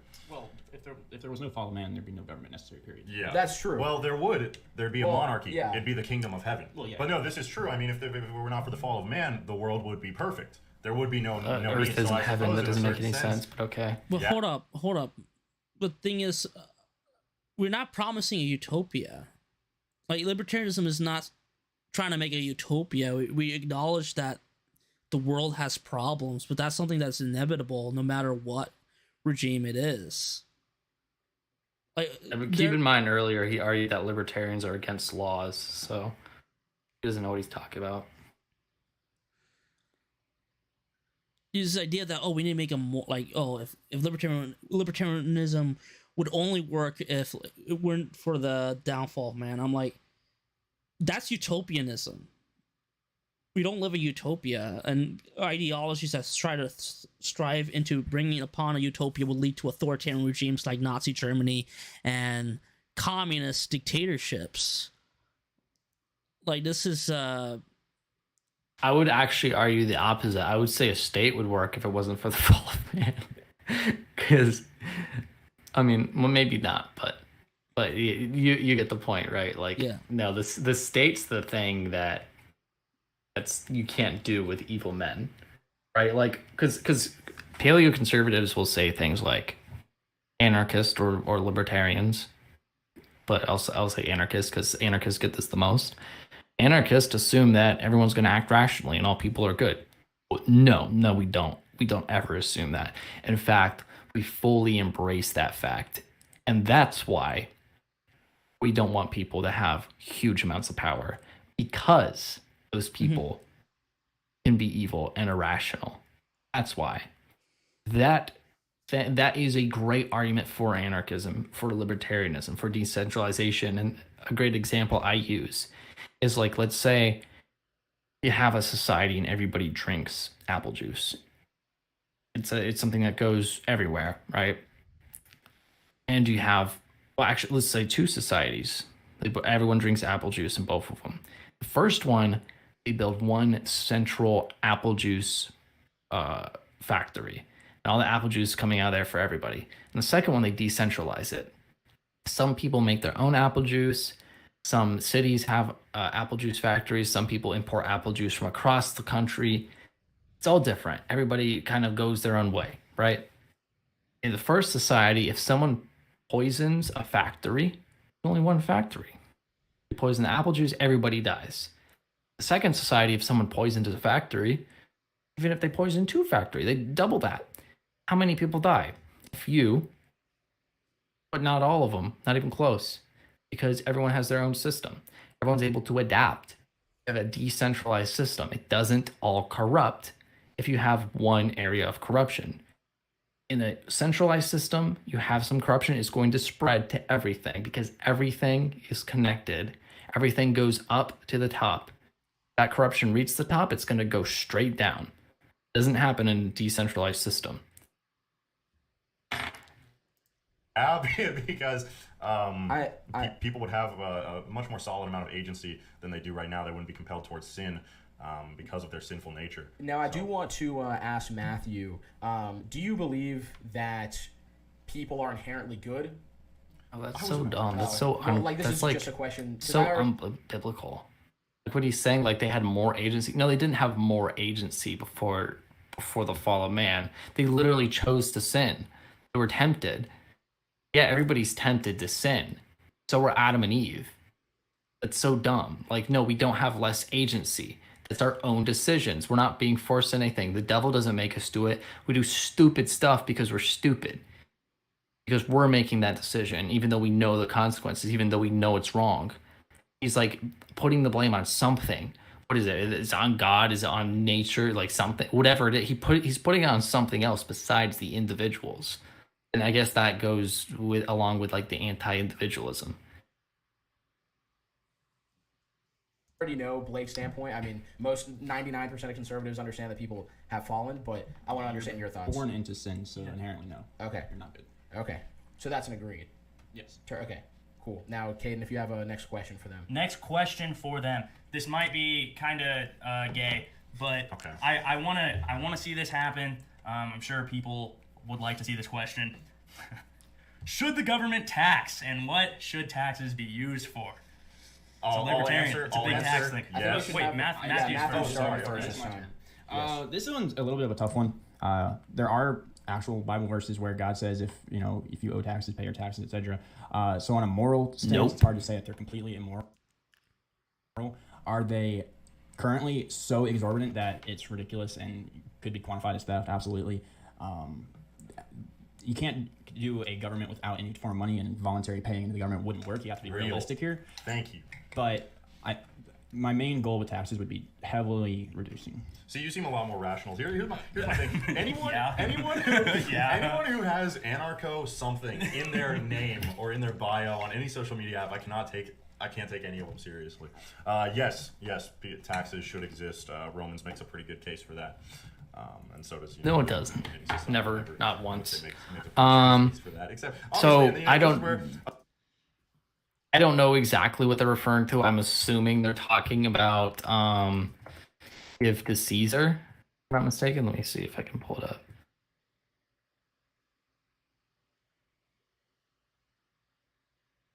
Give to Caesar.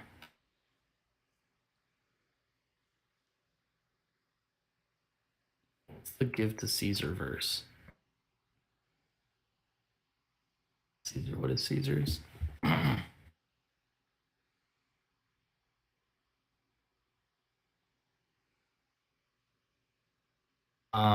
Yeah, so I mean they'll say like, oh well, yeah, the Bible does justify taxation, which it doesn't, like I brought up earlier. Thou shalt not steal. By definition, taxation is stealing.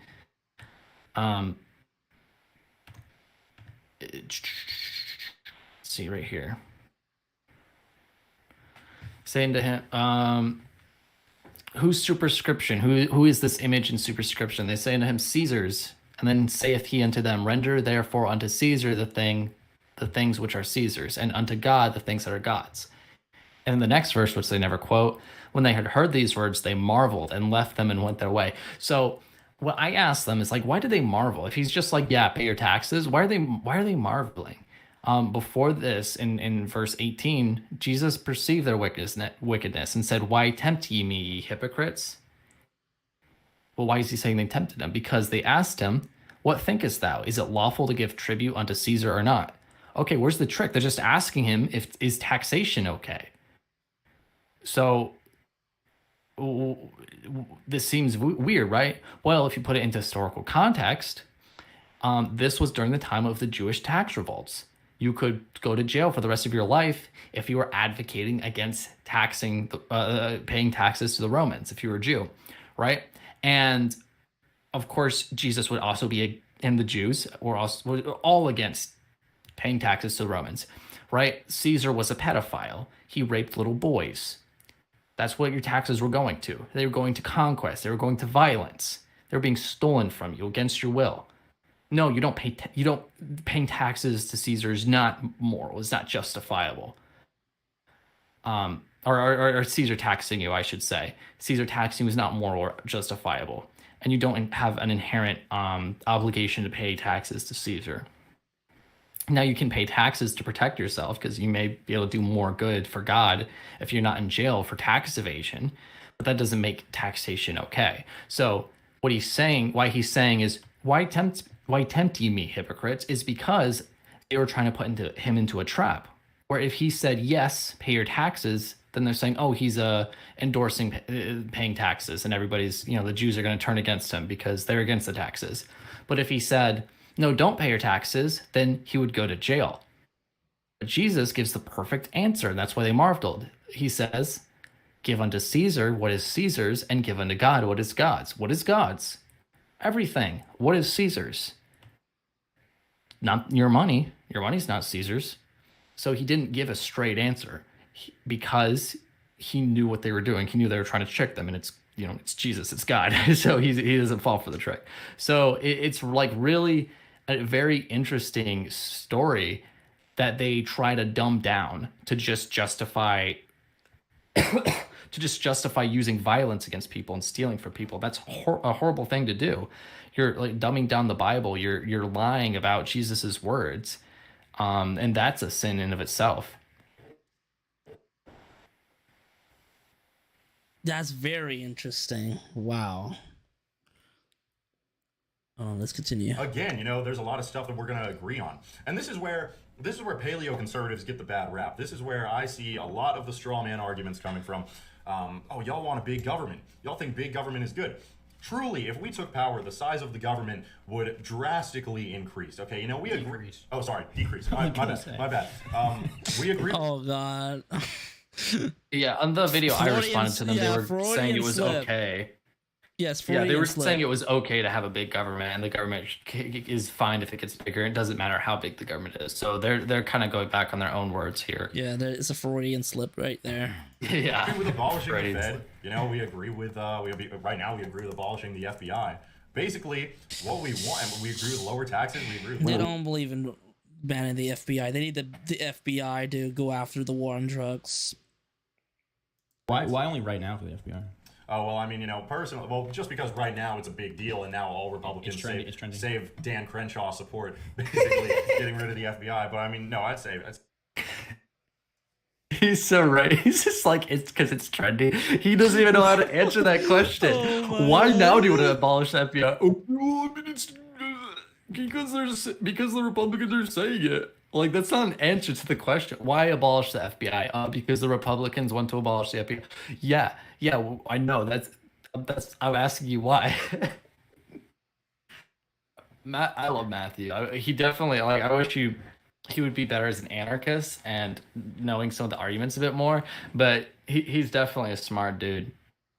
Yeah, like I wish he could bring up more into the free will aspects. This is why I like to use the analogy of like the dangers of trying to make people into clockwork oranges of this for the state and disregarding free will.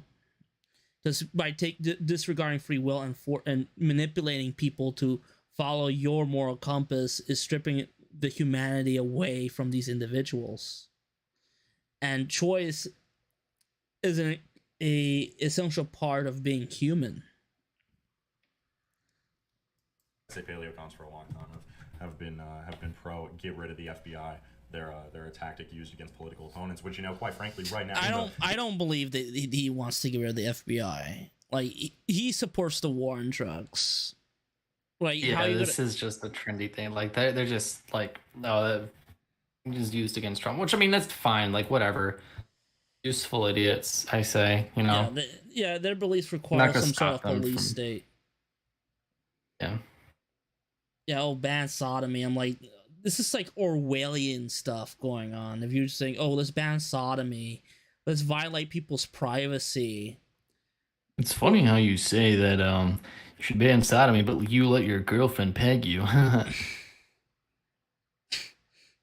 That's a joke, by the way. I don't know if he actually did that. It's just a joke.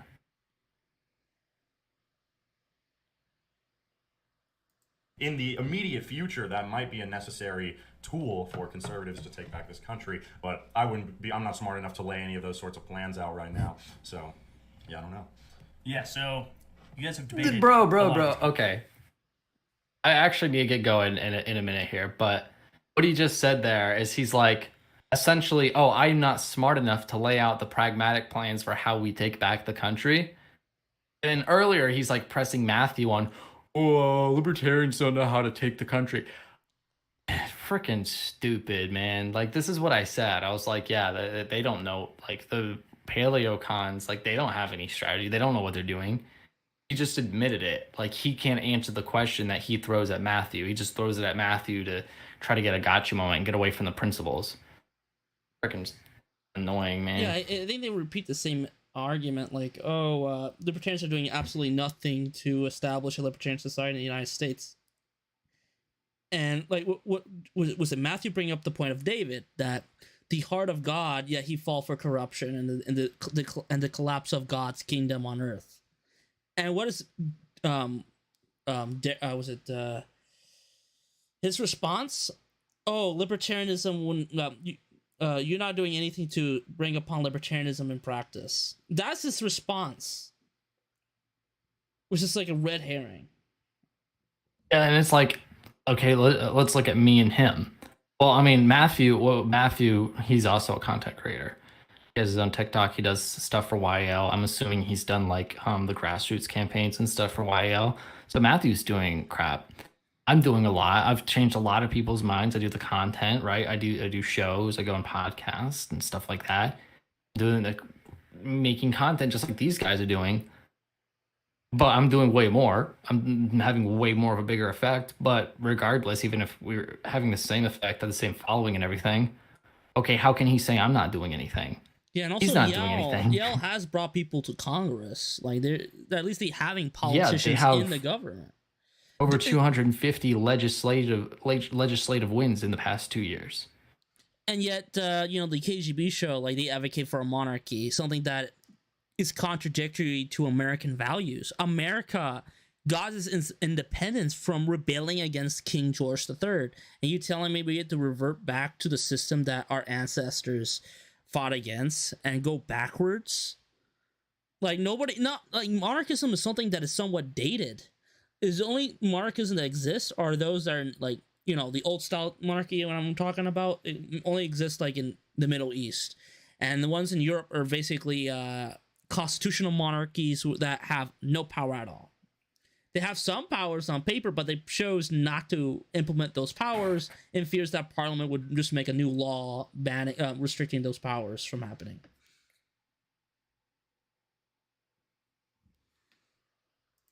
Points. Yeah. But the next one I kind of want to hear Matthew's point on this.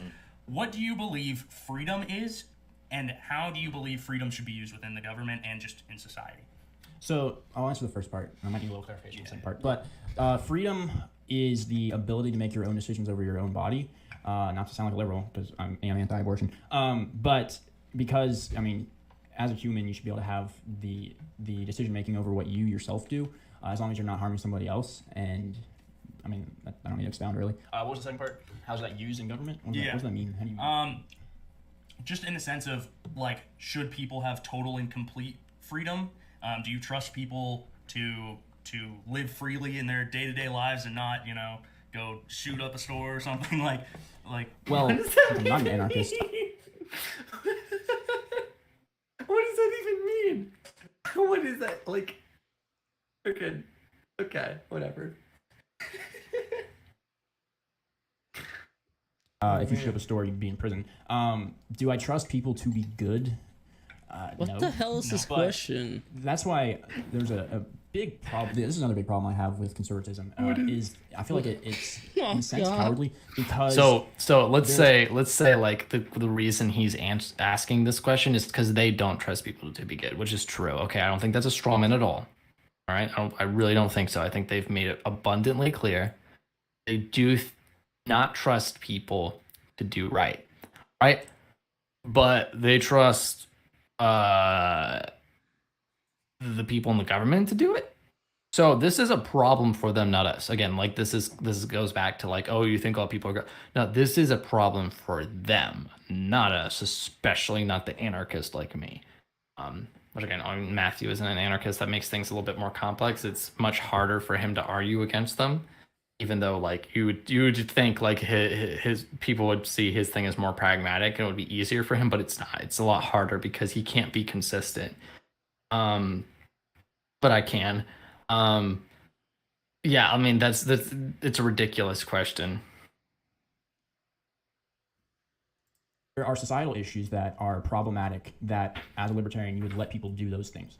But as Christians, we have the Great Commission, and we are tasked to witness to everyone. And if we're actually doing that, then these societal issues will get better. There's responsibility on the church. Let's skip this. To your question, sort of to rebut what Matt has said, like as I said in the beginning, there is no such thing as not affecting another person with anything you do. As I said earlier, the way you behave in private is inevitably going to affect the way you behave in public. And the moral foundations of my society are very much, my business. If there are people selling drugs in my neighborhood, if there are people selling their bodies in my neighborhood, that affects me. Whether they're attacking me physically or not, that still affects me. And that affects my children, that affects what my children are being exposed to out in public. There need to be regulations on how people can behave. We should not allow people to walk around naked, okay? I don't know if you would support that or not, but people should not be allowed to walk around naked, okay? And this goes into property rights too, okay? Because libertarians this is a very important thing that I want to mention he's about to make. It's a very bad example, or easy rebuttal. Literally anything you want with your own property. And I always bring up, if you have a billboard, somehow you got enough money, you bought a billboard in Times Square, and 24 hours a day, 7 days a week, you display hardcore pornography on that billboard. That billboard's your property. Should you have the right to do that? I would say no, because children. Oh my god! But that example is bad because, for instance, that example playing pornography in a billboard. Like, first of all, that's being visible on other people's property. So that is you're causing distress on public and private other private property. That's like no difference. Yeah. That's like me saying, hey, I could I'm gonna play super loud music in my house, so loud that my neighbors could hear me. I'm creating a distress on other people's property, and hence why I'm aggressing on other people's property. That's not a good example. Like, this is ridiculous. Right. So, like, if you are on your own property, or like if you have a house across the street, like your neighbors, and you see like their porch light on, that's the light rays from their porch light coming into your house, into your retinas and everything, right? So you have something from their property coming into yours, but it's not really doing anything if it's just there, if you just see it, right? But you could have a spotlight, which is shining into your house, really bright. It can hurt your eyes, it can keep you awake, or even worse, you can have a laser light that they have. It's on their property, but it's still light rays coming from their property going into yours, and it's damaging your eyes or whatever. It could blind you, right? So there's very big difference there. And there's not only physical damage, but there's also psychological damage. So yeah, if you do have some sort of like hardcore porn on there, or like simulated example, like right? CP or something, you're going to be affecting people. And it's very bright. It's like there is definitely a libertarian argument to be made that shouldn't be done. And then at the very least, you can argue like, number one, that would never happen. And number two, if it did, then the repercussions, the social and economic repercussions would be so severe that it would take care of the problem itself. So like, I just, no matter which direction libertarians want to go there, saying, yes, this should be banned because of psychological damage, or saying, no, this should be allowed, but we can easily deal with this problem because it wouldn't happen. And also economic and social coercion can keep it from happening, or stop it from happening, or stop it while it's happening. That you have the problem taken care of right there. Would be able to see that. See, this why is is it just why, this why is it just children? This I knew it would come to this. Why is it that children? Why only children? I'm very authoritarian on protecting children. Why? Why does it change? Because it's very important that they're the weakest among us. They can be so easily taken advantage of, and it's important that they're protected and raised adequately at minimum. Anyone can be easily taken advantage of. So many people, it's literally it's so dumb. Why is he arguing that children are the same as adults? Like, what is this argument? Like, clearly children are different. Clearly children should be treated different. What even is this argument? Like, that doesn't make any sense. He's trying to like push him into like a corner, but he's making himself seem like a total idiot. Like, that's so dumb. Oh, let me just destroy the the differences between children and adults. Like, bro, that's literally what the left is doing. We're teaching them about sex stuff. Like, what? What are you saying? That's so dumb. Bro, that actually makes me mad. Like, that's probably one of the most like freaking evil things he's done so far. Like, actually. That's screwed up. Wow. He's also later in the video starts talking about like about who should have voting rights, and he makes the argument that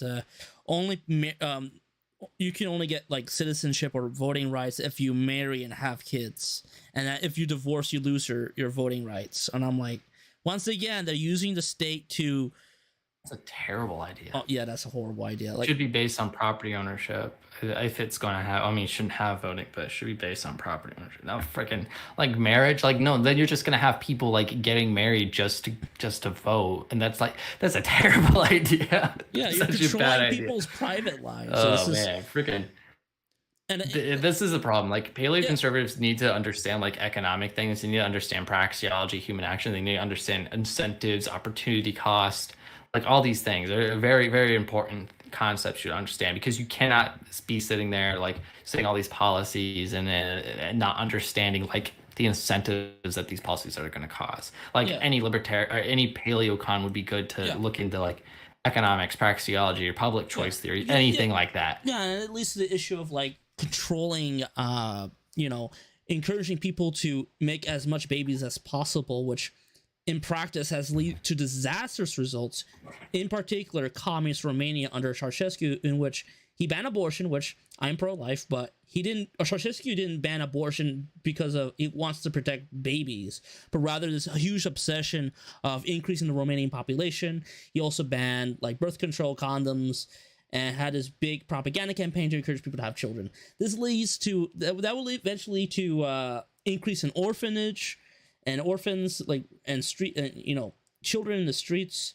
And I don't know if you ever heard about these street children that ended up like, because it's a communist country and the foster homes are like not giving any freaking money from the state, that they just, a lot of the kids just ended up being left in the streets, living underground in the sewer system, and being like forming gangs and thieves. Like, this is the product of what happened when you try to pump as many children as possible. And also, like, birth, like, human beings are like, you have one baby at a time, right? We're not like, you know, dogs or other animals. They can have like 5 or 6. Like, we could probably have most of the time 1 or maybe 2 or 3. And birth is something that is very painful. It's as an act in which women are willing to torture themselves for the sake of a big prize, which is very important, which is a good thing. But that's something that you shouldn't. I think going and taking it too far is somewhat dangerous in the long run. Especially, like, you know, there's health issues that can be caused by, you know, continuous, like, you know, baby making. And, you know, women, like, we used to live in a time period in which, you know, the mother would die from giving birth, and it is also health that it can lead to increase in health, you know, risk of birth, like, not sorry, risk of like health risks from, you know, having, you know, pumping your body and having so much children. And that's the concern here. Like, people should take the, like, you know, people should take time and, like, not I'm saying it wrong. People should have children, but take it at their own pace and know, like, not be like, you know, pumping people, not abusing their bodies in the goal of having tons and tons of children. Like, yeah. Well, it's been fun. We're like halfway through it, and it's been an hour and 45 minutes. So I should definitely get going.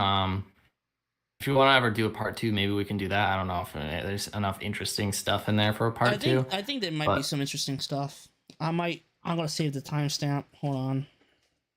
I might mirror your post after you post it and post it on my channel. Yeah. Or I'm definitely gonna go through and do a video sort of on this, but on just 2 specific topics. I'm gonna talk about like the Romans 13 thing and then the render unto Caesar thing, and go like more into detail on those, because those are topics that definitely people need good talking points on. But yeah, you have a great night. Thanks for inviting me to do this. All right. See you later. All right. Thank you. And just for a reminder for myself, we're currently in the timestamp of this video is 30 minutes and 20 seconds. Let me read, before going, I want to read the comments.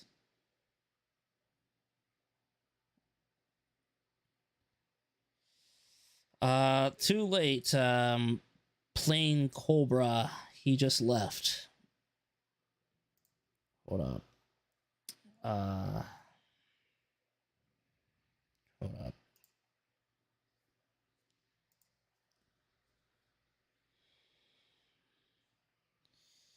Well, since he left, I should probably make Praxben disappear. Here we go.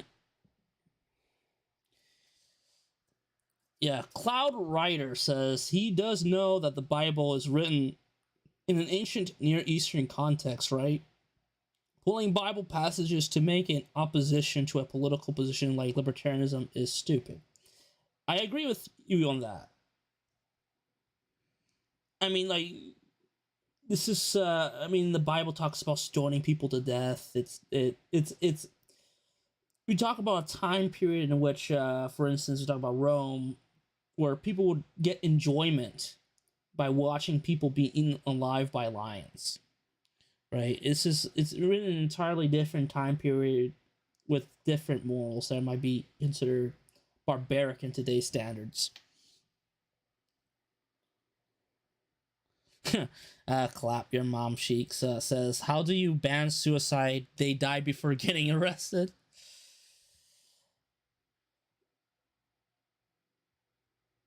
Going to debate them. I know some people who are correlate with the KGB show. There might be a possibility.